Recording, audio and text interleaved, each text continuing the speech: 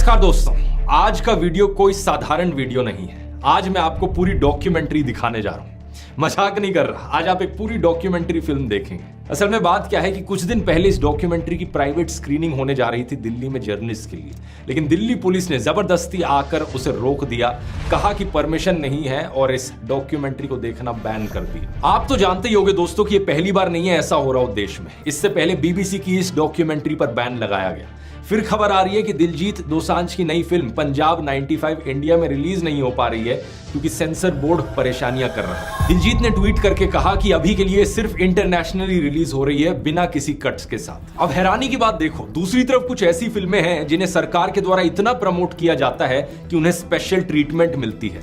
The Sabarmati report, Kerala story, accidental prime minister, Veer Savarkar, ये फिल्में ना सिर्फ सिनेमा हॉल में रिलीज होती हैं बाकी फिल्मों की तरह, बल्कि अक्सर इन्हें टैक्स फ्री भी बनाया जाता है। इनकी स्पेशल स्क्रीनिंग भी कराई जाती है पार्लियामेंट में मिनिस्टर्स के सामने, और प्रधानमंत्री खुद भी इनका प्रचार करते हैं ट्वीट करके, और वो भी तब जब ज्यादातर समय इन फिल्मों में झूठी कहानी और झूठा प्रोपेगेंडा भरा होता है। लेकिन अगर कोई ऐसी फिल्म हो जो इनकी आलोचना कर दे या किसी दूसरी पार्टी को थोड़ा फेवर कर दे तो वो डॉक्यूमेंट्री ही क्यों ना हो, उसकी प्राइवेट स्क्रीनिंग पर भी बैन लगा दिया जाएगा। ये जो डॉक्यूमेंट्री है जिसे आज आप देखने जा रहे हो, इस फिल्म को बनाने वाले लोगों ने मुझे रीच आउट किया इस घटना के बाद और पूछा कि क्या मैं अपने YouTube चैनल पर इसे रिलीज करना चाहूंगा। तो मैंने ये फिल्म देखी और सोचा क्यों नहीं। अगर इस तरीके से लोकतांत्रिक देश में आजादी को खत्म किया जाएगा तो मैं वो हर चीज करूंगा जिसकी जरूरत होगी आजादी को बचाने के लिए। ये जो सेंसरशिप का सिलसिला है, हम इसे आगे इस तरीके से चलते नहीं रहने दे सकते, इसलिए ये आज मैं रिलीज कर रहा हूं। ये डॉक्यूमेंट्री 2024 के उस दौर के बारे में है जब देश के इतिहास में पहली बार एक सिटिंग चीफ मिनिस्टर को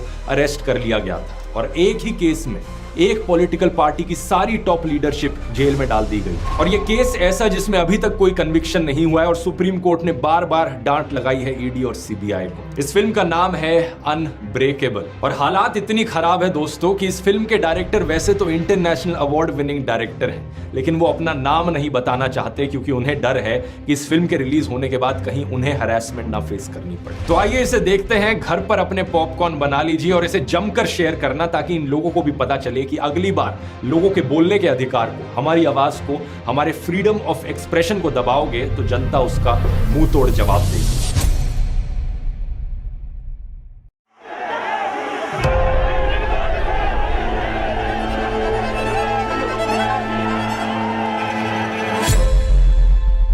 अरविंद केजरीवाल पहली बार सरकार बनाने में कामयाब हुए। 70 में 67 सीटें कोई सोच सकता है? 70 में 62 सीटें कोई सोच सकता है साहब? तो उसके बाद से विरोधियों को लगा कि नहीं भाई, ये तो जमीन पे जो है वो काम कर रहे हैं, लोग इनसे जुड़ रहे हैं।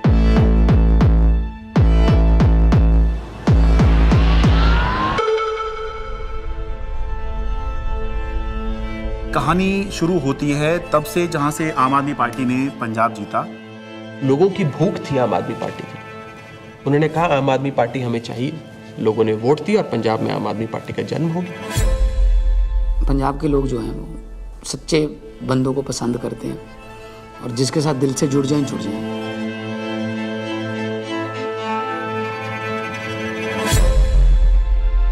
आम आदमी पार्टी गुजरात को भविष्य देगी। गुजरात की 6 करोड़ जनता के साथ मिलके एक नया गुजरात बनाएंगे जिसमें 24 घंटे बिजली होगी। और उसके बाद आम आदमी पार्टी गुजरात में जैसे ही घुसी तो वहां से एक दिल्ली के अंदर हमें चेंज आता हुआ दिखाई दिया।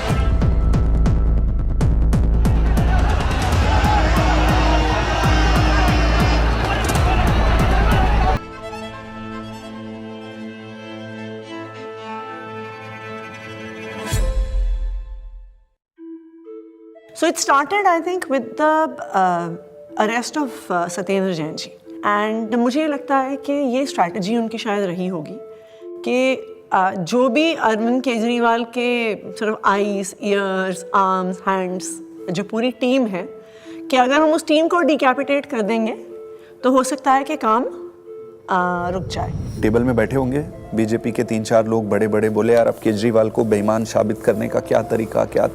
किसी ने आइडिया दिया होगा कि कुछ घोटाला, बोले यार कोई घोटाला कैसे, कोई चिपकेगा नहीं इस आदमी पे। दिल्ली के स्वास्थ्य मंत्री सत्येंद्र जैन को ईडी ने हिरासत में लिया। एनफोर्समेंट डायरेक्टरेट ने सबसे पहले अरेस्ट होने वालों में मैं था। ऐसे तो कोई कर्म किए नहीं थे, कि जेल चले जाएं। फिर मैंने कहा ऐसे कर्म भी नहीं किए थे मंत्री बन जाए। तो क्योंकि मुझको पूरा केस पता था तो मुझे लगा ठीक है, एजेंसी अगर अरेस्ट कर रही है थोड़े दिन में छूट जाएंगे। Why are they threatened by us? And the answer to me is very clear. आम आदमी पार्टी केवल एक सरकार या 10 नेताओं की पार्टी नहीं है। आम आदमी पार्टी एक सोच है।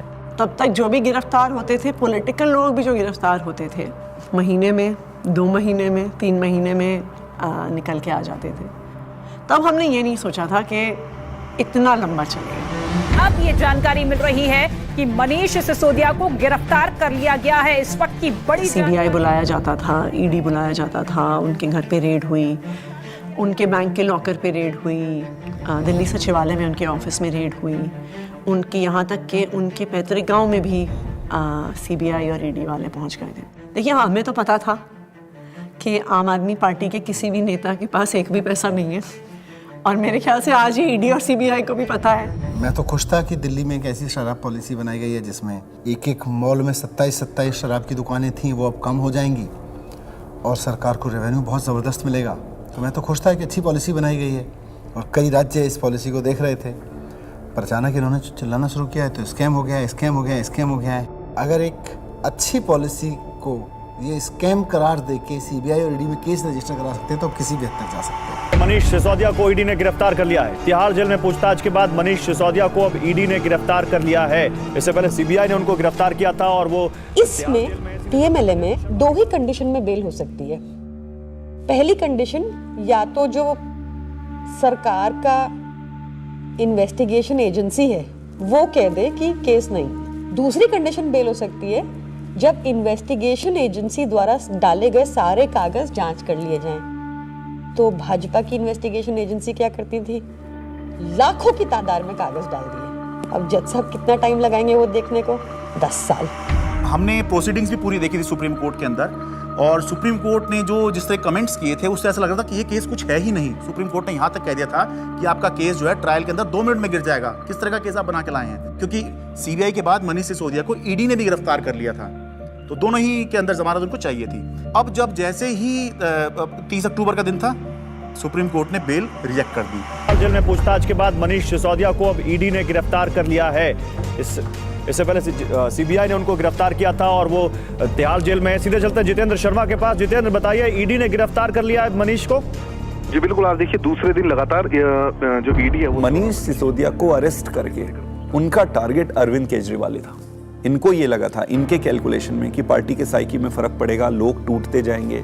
तो इसका मतलब ये है कि डेस्परेशन के मापदंड पे तो भारतीय जनता पार्टी अपने लास्ट थ्रेशोल्ड पे पहुंची, और भारतीय जनता पार्टी की लीडरशिप भी उस थ्रेशोल्ड तक पहुंच गई कि अब और कोई तरीका नहीं है इनको जेल में डालने। बड़ी खबर यह है, आम आदमी पार्टी के सांसद संजय सिंह गिरफ्तार कर लिए गए हैं।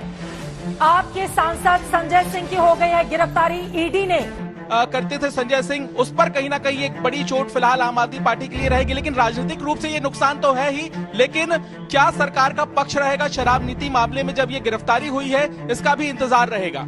अब ये अपने आप में काफी ज्यादा तो भगत सिंह ने अपनी किताब में लिखा कि उनके छोटे भाई जब उनसे मिलने आए, फांसी की सजा हो चुकी थी तब तक, उन्होंने लिखा कि उन्हें ये फिक्र है हरदम नया तर्जे जफा क्या है। जफा मतलब अत्याचार। उन्हें ये फिक्र है हरदम नया तर्जे जफा क्या है, हमें भी शौक है देखें सितम की इंतहा क्या है। इस सरकार के ऊपर बिल्कुल फिट बैठता है कि ये सितम करने पे आए हैं और हम इनकी सितम की इंतहा देखना चाहते हैं। 2200 करोड़ रुपए की रिश्वत खिलाई अडानी ने। Nothing is going on record. 2200 crore रुपए की रिश्वत आपके अधिकारियों को। संजय जी, 2200 करोड़ की रिश्वत। संजय जी प्लीज। सर वो क्या बोल रहे हैं सर? वो आप इधर बोलेंगे कि उधर बोलेंगे? जिस तरीके से पार्लियामेंट में और पार्लियामेंट के बाहर अगर अरविंद केजरीवाल और पार्टी के वॉइस को एक स्ट्रक्चर करके जनता और देश के सामने रख रहे थे, बीजेपी उससे बहुत इरिटेटेड और फ्रस्ट्रेटेड थी। मैंने तो अपने घर के सामने एक बैनर भी लगवा दिया था कि फक्कड़ हाउस में ईडी का स्वागत है। अब कहानी जो है अलग लेवल पहुंच गई। अरविंद केजरीवाल भी ये बात समझ रहे थे कि जब एक के बाद एक नोटिस आ रहे हैं तो देर सवेर ईडी जो है उनको गिरफ्तार करने आएगी। हमारा एक व्हाट्सएप ग्रुप है पार्टी की लीडरशिप का, जिसमें एक खबर आई थी कि ईडी वाले अरविंद जी के घर पहुंच गए हैं 6 फ्लैगस्टाफ रोड पे। एंड मुझे याद है मैंने ओबरॉय के फ्लाईओवर के नीचे से फिर हमने गाड़ी का यू टर्न लिया था और फिर 6 फ्लैगस्टाफ रोड जो सिविल लाइंस में है वहाँ पे पहुँचे थे। मुझसे पहले सौरभ भारद्वाज पहुँचे थे वहाँ पे। इतने में उन्होंने बैरिकेडिंग दोनों तरफ कर दी, बट मैं बैरिकेडिंग से पहले ही जो है वो अंदर पहुँच गया था मैं। तो मेरे को अंदर से किसी का मैसेज आया which was very very sad thing to imagine. Arvind Kejriwal ji अपना बैग पैक कर रहे हैं और एक मुख्यमंत्री अपने घर में ही असहाय है, आप सोचिए। और वहाँ जो पुलिस खड़ी है वो उसके लिए नहीं खड़ी है, वो इसलिए खड़ी है कि किसी और को आने नहीं देंगे। उसके यहाँ जो ईडी के जो अफसर हैं वो उसको कह रहे हैं कि अब आप बैग पैक कर लो, आपको अरेस्ट कर रहे हैं। ईडी दफ्तर ले जाया जा रहा है अरविंद केजरीवाल को। इस वक्त की बड़ी खबर, बड़ा अपडेट, अरविंद केजरीवाल को ईडी ने गिरफ्तार किया है और ईडी दफ्तर उनको ले जाया जा रहा है। जिस तरीके से अब दिल्ली के मुख्यमंत्री अरविंद केजरीवाल को ईडी दफ्तर ले जाने की तैयारी की जा रही है और ये माना जा रहा है कि अब ईडी दफ्तर में उनसे पूछताछ होगी और उनके सामने। जब से मैं जर्नलिस्ट बना हूँ 17 साल से मैंने नहीं देखा किसी सिटिंग चीफ मिनिस्टर को अरेस्ट किया गया हो। तो मेरे मन में एक बात अंदर से आई कि पार्टी खत्म नहीं होने दी, सरकार नहीं खत्म होने दी। तो उस समय जो बाहर थे, जैसे संदीप पाठक बाहर थे जो संगठन के काम देखते हैं, हमारे जो कैबिनेट के जो साथी थे, आतिशी थी, सौरभ भारद्वाज थे, हमारे सोशल मीडिया के जैस्मिन थे। तो फिर हम सब लोग हमारे घर पे ही हमने सबको बोला, हम लोग वहीं धीरे धीरे वहीं गैदर हुए। अब ये देश को बचाने की लड़ाई है, तानाशाही के खिलाफ लड़ाई है और सभी मिलकर के लड़ेंगे और इस लड़ाई को जीतेंगे। कल 10 बजे भारतीय जनता पार्टी के मुख्यालय पर हम इसके खिलाफ प्रोटेस्ट शुरू करेंगे।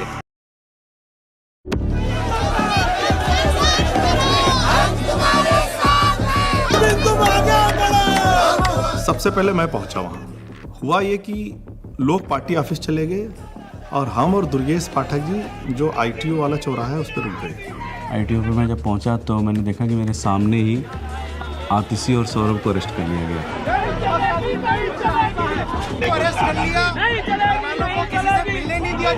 कोई वहाँ पे प्रोटेस्ट करने आता, 4 लोग सड़क पे बैठते, 4 लोगों को बस में बिठाते, बस भेजते।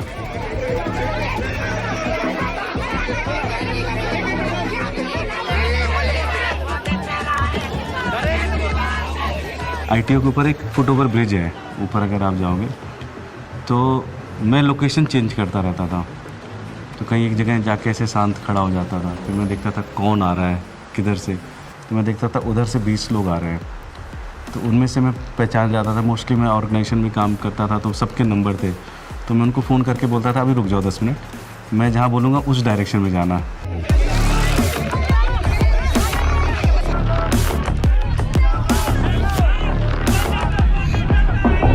कोई एक डिक्टेटोरियल लीडर है और वो चुनाव से पहले सारे ऑपोजिशन के नेताओं को गिरफ्तार करा लेता है और फिर कहता है कि जी मुझे तो 99% वोट्स आ गए, मैं popularly and democratically elected leader हूँ।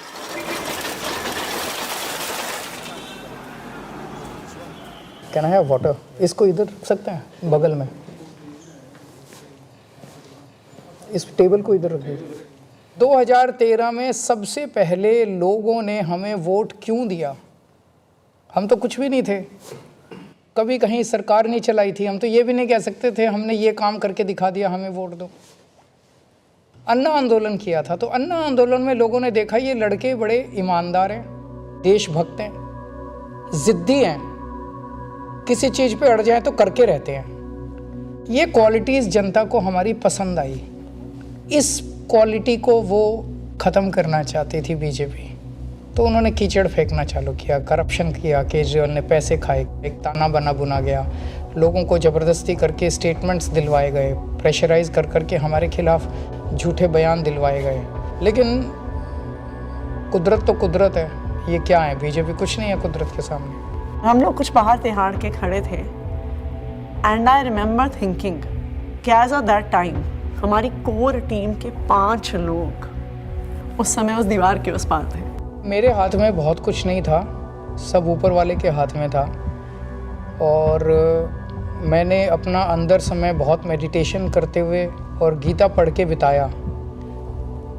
वहाँ पे सबसे ज़्यादा जो चीज़ परेशान करती है वो होती है अनसर्टेनिटी। उस 17 महीने में एक बड़ा हिस्सा मेरे अंदर उस सिपाही की तरह छटपटाता रहा जो देख रहा था कि उसकी पूरी फौज बाहर युद्ध लड़ रही है, और वो सिपाही जो हमेशा युद्ध में फ्रंट पे होकर लड़ता था वो आज बैरक में बैठा हुआ है। मैंने प्रयास किया कि घर के लोग 6 महीने तक, जब तक मैं जेल में रहा, मैंने प्रयास किया कि कोई मुझसे मिलने के लिए यहाँ पे ना आए, क्योंकि कई बार परिवार के लोग सामने आते हैं मिलने के लिए तो मन में एक अनावश्यक कमजोरी पैदा होती है, तो मैंने इस चीज़ को अवॉइड किया।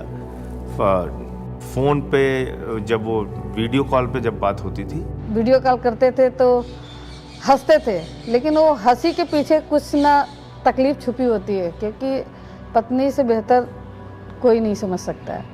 लेकिन हम लोग को लगता है चलो वो अगर दिखा रहे हैं तो हम लोग को भी ऐसे ही दिखाना। तो हमारे जैसे बच्चे भी आ गए थे तो सारे लोग सब हैप्पी फील करते थे कि पापा हम लोग ठीक है, आप परेशान मत होना और आप ठीक से रहो। एक बारी ना कपिल मिश्रा ने आरोप लगाया था 2 करोड़ का कि सत्येंद्र जैन ने अरविंद केजरीवाल को 2 करोड़ की रिश्वत दी। तो मेरी बेटी स्कूल में पढ़ती थी तो उसका नाम स्कूल में 2 करोड़ ही रखा गया था। तो बच्चों के लिए बहुत, मुझे लगता है ये दौर ऐसा चल रहा है जिसमें कि बच्चों को भी स्पेयर नहीं किया जा रहा है। फैमिली के अंदर अभी तक क्या होता था कि अगर पॉलिटिक्स है तो 2 पॉलिटिकल पार्टीज़ के बीच में, अपोनेंट्स के बीच में, उसमें फैमिली इन्वॉल्व नहीं होती थी। अब थोड़ा सा लेवल कुछ ज़्यादा ही नीचे आ गया है। नहीं, जब जेल में था तो परिवार को तो मिस नेचुरली करते ही हो आप, और विशेष रूप से जब आपकी वाइफ बीमार हो, आपका बेटा भी केवल कॉलेज में पढ़ता हो। तो उसने चिट्ठी लिखी, उसमें उसने बोला कि अगर आप इस वक्त मेरी चिंता करोगे, अगर आप इस वक्त इस बात को लेके चिंता करोगे कि मैं परेशान हूँ, तो फिर ये मेरी देशभक्ति पे सवाल है। तो मुझे लगा यार बेटा तो बड़ा हो गया। आपने अगर मेरी चिंता में जरा भी वक्त जाया किया तो फिर वो मेरी देशभक्ति का अपमान होगा। That would be a insult to my patriotism, कि अगर मैं देश के सबसे अच्छे शिक्षा मंत्री को ये विश्वास नहीं दिला पा रहा कि आप अपना काम करो, मैं यहाँ पे एकदम सेट हूँ, आपको मेरी चिंता बिल्कुल करने की जरूरत नहीं है, तो that would be an insult to my patriotism and I felt that, I even feel that today. Phone आता था, 5 मिनट का फ़ोन होता था वो डेली जो आता था, तो उसमें ऐसा तो नहीं है कि मैं ये कह दूँ कि मैं बीमार बहुत हूँ या मैं कुछ भी हूँ। हाँ सब ठीक है, खाना खा लिया, हाँ इतना होता था। जो ड्रेडेड क्रिमिनल्स होते हैं ना, उनको सोलिटरी कन्फाइनमेंट में 2 हफ्ते से ज़्यादा नहीं रखते, उसको इनह्यूमन माना जाता है। तो मुझे लगातार कई महीने तक सेकेंड फेज़ के अंदर सोलिटरी कन्फाइनमेंट में रखा गया। सॉलिटरी कन्फाइनमेंट में आप जेल ऑफिसर्स और मेडिकल स्टाफ, इनके अलावा आप किसी से बात नहीं कर सकते। सो आई वॉज ऑल अलोन। आपको चाहिए कोई बात करने के लिए, गप्पे मारने के लिए, अपने मन की भड़ास निकालने के लिए, कुछ भी बोलने के लिए, वो अलाउड नहीं था। मतलब 2 जालियों के बीच में से बात करें, शीशा लगा हुआ है, इधर से फोन पे मैं उधर से हूँ, एक चीफ मिनिस्टर हूँ, दूसरे चीफ मिनिस्टर से मिलने आया हूँ, सिटिंग दोनों। जेल नंबर 1 में मैं था, जेल नंबर 2 में अरविंद जी थे, उसके बीच में एक दीवार ही थी। कभी कभी लगता था आवाज़ जोर से तो हो सकता है पहुँच जाए उधर। कई बार जेल के अंदर जब ऐसे मौके आते थे, ऐसे मोमेंट्स आते थे जब आदमी कमज़ोर फील करता था, तब मुझे लगता था यार मनीष की तरफ मैं सोचता था कि मनीष को 1.5 साल हो गया, उसकी तो वाइफ भी इतनी बीमार है, वो नहीं टूटा, सो हमें भी हिम्मत रखनी है। ये बड़ा वो था कि उन्होंने मेरी दवाइयाँ रोक दी। 15 दिन के लिए मैं शुगर का पेशेंट हूँ और 10 साल से मैं इंसुलिन पे हूँ, और 15 दिन उन्होंने मुझे इंसुलिन दी, मेरा शुगर 350-400 पहुँचने लग गया। जब जयप्रकाश नारायण इमरजेंसी के दौर में जेल गए थे, जब वो जेल गए थे उनकी दोनों किडनी ठीक थी, और 4 महीने बाद जब वो जेल से बाहर आए उनकी दोनों किडनी ख़त्म हो चुकी थी। Mr. Kejriwal, in fact, wrote to Tihar jail authorities alleging that he was not being administered insulin despite flagging his peaking sugar levels. ये जेल वाले कहते थे कि इंजेक्शन नहीं देंगे, प्रिस्क्राइब नहीं है। पता नहीं कितने साल से वो इंजेक्शन ले रहे थे, सब प्रिस्क्राइब था। भारतीय जनता पार्टी के कहने पर अरविंद केजरीवाल जी की इंसुलिन रोके हुए हैं। ऐसा लगने लगा कि यार क्या ये जेल में रख के इनको मारने का प्लान बना रहे हैं। क्योंकि पॉलिटिक्स एक अलग होती है, लेकिन पॉलिटिक्स का मतलब ये नहीं होता है कि मैं आपको निपटा ही दूंगा। तो ये इंसुलिन वाली बात जो है ये तो निपटाने वाली बात है। विरोधी होते हैं राजनीति में लेकिन दुश्मन नहीं होते। कोर्ट के आदेश पर डॉक्टर्स की कमेटी बनती है, उसके बाद जो है इंसुलिन दी जाती है। आम आदमी पार्टी का मोराल जो था वो डाउन था। क्यों? कि आम आदमी पार्टी जो है वो दो चीज पे चलती है, केजरीवाल का नाम और वॉलंटियर का काम। वो दौर थोड़ा ऐसा था कि लगा था कि अब आम आदमी पार्टी जो है वो अब बचेगी नहीं, क्योंकि केजरीवाल के बाद कौन। कई बार ऐसे क्षण आए, ऐसे मोमेंट्स आए जब लगा कि अब तो सब खत्म हो गया, अब सब बर्बाद हो गया, अब there is no coming back from this, we have hit rock bottom. सभी भाइयों बहनों माताओं बुजुर्गों आप सभी को मेरी राम नाम। अच्छा ओके, मेरे को तो समझ नहीं आ रहा था अरविंद कैसे संभालते हैं। मैं तो बार बार यही सोचती थी कि पार्टी में तो बड़ी खलबली जो भी है, उन्होंने एक मैसेज दिया और उस मैसेज की मैंने एक वीडियो रिलीज कर दी, अरविंद जी का मैसेज, तो वो स्लोली शायद एक एंकरिंग हो गई मेरी और मेरा एक रोल डिफाइन हो गया, मेरी एक जिम्मेदारी में। विधायकों के साथ में, मंत्रियों के साथ में, सांसदों के साथ में ये सब सुनीता केजरीवाल ने ये सब किया। मुझे याद आ रहा है कि मार्च के शायद आखिरी दिन रहा होगा, दिल्ली के अंदर रामलीला मैदान में इंडिया ब्लॉक की एक बड़ी रैली हुई और वो रैली इसलिए हुई कि एक तरफ अरविंद केजरीवाल को गिरफ्तार किया था, मौजूदा मुख्यमंत्री को गिरफ्तार किया था, देश में ऐसा पहली बार हुआ। दूसरी तरफ झारखंड के मुख्यमंत्री हुआ करते थे, उनको गिरफ्तार किया गया था। तो दिल्ली में आम आदमी पार्टी ने इसकी अगुवाई करी, इस इंडिया ब्लॉक की रैली की, और रामलीला मैदान में बड़ी रैली हुई।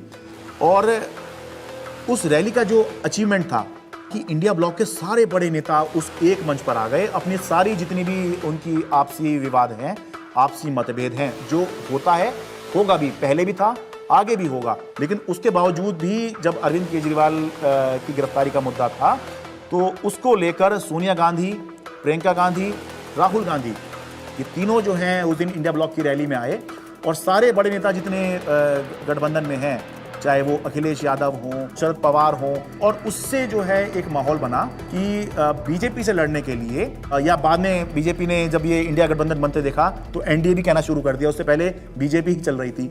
एनडीए से लड़ने के लिए एक इंडिया ब्लॉक जो है वो अब बन गया है, जिसमें मिलके जो है बीजेपी को चुनौती दे सकते हैं। भारतीय जनता पार्टी इसलिए इस मॉरल वॉर को हार गई क्योंकि हमारे तमाम नेताओं के गिरफ्तार होने के बावजूद भी हम एक दिन भी डिफेंसिव नहीं थे। ये जेल भेज दें, कितने मुकदमे हमारे पे रोज़ चल रहे हैं, कोर्ट की तारीख आती है, जाते हैं, भुगतते हैं, पुलिस वाले आते रहते हैं, एसएचओ बदलते रहते हैं, रोज़ मुकदमे होते रहे। आम आदमी पार्टी का जो डीएनए है वो भारतीय जनता पार्टी के आगे झुकेगा नहीं, दबेगा नहीं, रुकेगा नहीं, और आम आदमी पार्टी इसीलिए जिंदा है। एक अहम मुकाम जो था इस संघर्ष का तब आया जब अचानक से 2 अप्रैल को सुप्रीम कोर्ट ने संजय सिंह को जमानत दे दी। संजय सिंह को जमानत मिल गई है। आम आदमी पार्टी के सांसद संजय सिंह को जमानत मिल गई। जश्न का वक्त नहीं है, जंग का वक्त है। संघर्ष के लिए तैयार हो जाओ, जम के लड़ेंगे और लड़ेंगे। That was the time at which I felt कि शायद हमारी इमोशंस बाहर निकल कर आई। एंड जिस दिन मनीष जी की बेल हुई थी, और मुझे याद है उस दिन I was at a school inauguration. I am not very prone to being, मैं बहुत ऐसे इमोशनल व्यक्ति नहीं हूँ, पर उस दिन तो मैं स्टेज पर ही रोने लग गई थी। मैं एक पब्लिक उसमें थी, इनॉग्रेशन में थी। मनीष सिसोदिया को सुप्रीम कोर्ट से जमानत। इन्होंने स्टडी तो पूरा किया और उन्होंने सीढ़ी भी ठीक बनाई थी, बट वो सीढ़ियाँ ना, इसको ये नहीं पता था कि सारे केजरीवाल के रंग में रंगे हुए। डिले किया जा रहा है, डिले पर डिले, वो मनीष सिसोदिया की तरफ से नहीं, जब बल्कि प्रक्रियागत है। और तुमने सारे के सारे रिसोर्सेज यूज कर डाले, तुमने ईडी यूज कर डाला, तुमने सीबीआई यूज कर डाली, एसीबी यूज कर डाली, विजिलेंस यूज कर डाला, दिल्ली पुलिस यूज कर डाली, सारा मीडिया का नैरेटिव यूज कर डाला, पूरी पावर तुमने, मतलब कितनी गन पावर है बीजेपी की, आपने सब कुछ यूज करके इन सारे लीडर्स को अरेस्ट कर लिया। उसका रिजल्टेंट क्या है? 0। आम आदमी पार्टी के पूर्व मंत्री और वरिष्ठ नेता सत्येंद्र जैन को आखिर दिल्ली के राउज एवेन्यू कोर्ट से जमानत मिल गई है। हमें पता तो था ही कि आज नहीं तो कल, कल नहीं तो परसों बाहर तो आना ही है, क्योंकि हमने कुछ किया नहीं है। अगर हमने कुछ किया होता तो शायद हम बीजेपी ज्वाइन कर लेते, जैसे बाकियों ने किया। अरविंद केजरीवाल को जमानत मिल गई है। जिस खबर का इंतजार आम आदमी पार्टी के नेता कार्यकर्ता लंबे वक्त से कर रहे थे, वो खबर आ चुकी है। अरविंद केजरीवाल को जमानत मिल गई है। अभी की बहुत बड़ी खबर, दरअसल अदालत तो ये इलेक्शन डिफाइन करेगा कि आम आदमी पार्टी कहां जाएगी, और अगर ये इलेक्शन अरविंद केजरीवाल जीतते हैं तो वो उस लीग में आ जाएंगे जहां पर ये चर्चा होने लग जाएगी कि अगर 2029 में लोकसभा का चुनाव होगा तो क्या अरविंद केजरीवाल प्रधानमंत्री का एक चेहरा हो सकते हैं, वो चर्चा होगी। नहीं, मैं कभी अपने आप को ऐसे नहीं सोचता कि मैं कभी पीएम बनूंगा, या कभी ऐसे भी नहीं सोचा था कि मैं सीएम बनूंगा। सो पीएम बनना मेरी ज़िंदगी का कोई मकसद नहीं है, लेकिन जो भी सरकार आए इसे ख़त्म करना होगा। मैं चुनाव के टाइम में चुनाव लड़ो, आपस में एक दूसरे को गाली गलौज मत करो। आपने जो काम किए वो जनता के सामने रखो, आप जो विज़न लेके आए हो वो जनता के सामने रखो। जनता को जो पार्टी पसंद आएगी उसको जिताएगी। जीतने के बाद सारी पार्टियों को मिलके फिर काम करना चाहिए, देश के लिए काम करना चाहिए, चाहे पक्ष में हो विपक्ष में हो। विपक्ष को कंस्ट्रक्टिव क्रिटिसिज्म करना चाहिए ताकि सरकार अच्छा काम कर सके, लेकिन एक दूसरे का जेल में डालना ये अच्छी राजनीति नहीं है। मैं दिल्ली की जनता से पूछना चाहता हूं, मैं देश की जनता से पूछना चाहता हूं कि क्या केजरीवाल ईमानदार है कि गुनहगार है। दोस्तों, 2 दिन के बाद, आज से 2 दिन के बाद मैं सीएम की कुर्सी से इस्तीफा देने जा रहा हूं, और मैं तब तक सीएम की कुर्सी पे नहीं बैठूंगा जब तक जनता अपना फैसला ना सुना ले। Did you anticipate his resignation, and why did he resign? रुके न जो, रुके न जो, झुके न जो, दबे न जो, मिटे न जो, हम वो इंकलाब हैं, जुल्म का जवाब हैं, हर शहीद हर गरीब का हम ही तो ख्वाब हैं। रुके न जो, झुके न जो, जी रहे हैं इसलिए कि प्यार जग में जी सके, प्यार जग में जी सके, प्यार जग में जी सके। जब हमने पार्टी बनाई थी तब सभी नेताओं और मीडिया ने कहा था कि इनकी एक भी सीट नहीं आएगी, लेकिन जनता ने मुझे मुख्यमंत्री बना दिया।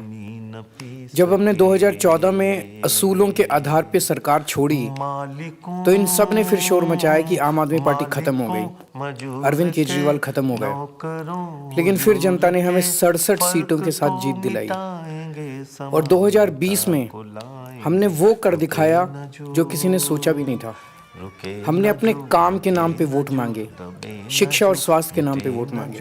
सबने कहा कि इस देश में शिक्षा और स्वास्थ्य पर कोई वोट नहीं देगा, लेकिन जनता ने फिर सबको गलत साबित कर दिया। जनता ने कहा, अगर आप हमारे लिए काम करोगे तो हम आपको पावर देंगे। मैंने तो राजनीति में इतना ही सीखा है कि जब जनता अपना मन बना लेती है तो भले ही उनके सामने कितना बड़ा तानाशाह हो, पूरे सिस्टम की ताकत हो या बड़ी बड़ी पार्टियां हो, जनता सबको ध्वस्त कर देती है। जनता के सामने किसी का अहंकार नहीं चलता, और जनता से बढ़कर कोई अदालत नहीं है। इसलिए मैं जनता के बीच जाऊंगा और अब जनता फैसला करेगी। जुल्म का जवाब है, हर शहीद हर गरीब का हम ही तो ख्वाब हैं। रुके न जो।